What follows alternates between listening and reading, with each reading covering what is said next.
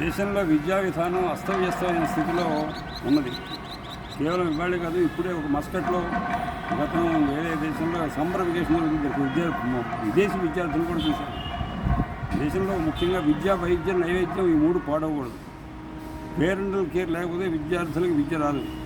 ఇప్పుడు హైదరాబాద్లో ముఖ్యంగా ఎల్కేజీ కుర్రవాడిని స్కూల్లో చేస్తే 1,10,000. టైఫాయిడ్ జ్వరం వచ్చిందని చెప్పి హాస్పిటల్కి వెళ్తే 3 లక్షలు. కనుక విద్యా వైద్యం ఇంత ఖరీదైపోయింది.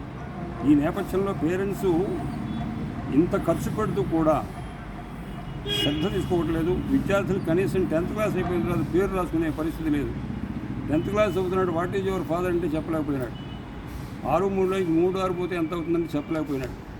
ఈ విధమైనటువంటి అస్తవ్యస్తలో కనీసం పేరెంట్స్ కొద్దిగా గొప్ప శ్రద్ధ తీసుకొని విద్యార్థులకి, పిల్లలకి తగిన విద్యాబుద్ధులు అభ్యర్థిగా ప్రయత్నం చేయాలని ముందుగా చెబుతూ, దేశాన్న విద్యాన్న తపోన్న దానం, జ్ఞానన్న శీలన్న గుణోన్న ధర్మ, తే మర్చలోకే భూమి భారభూత మనుష్య రూపేణ మృగాశ్చరంతి.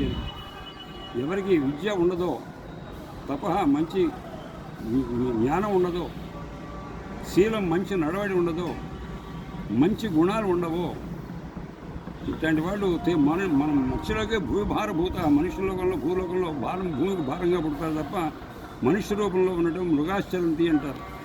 కాబట్టి విద్య లేని వింత పశువులాగా, విద్య లేనివాడు వింత పశువు అని తెలుగులో సామెత అందరికీ తెలిసిందే.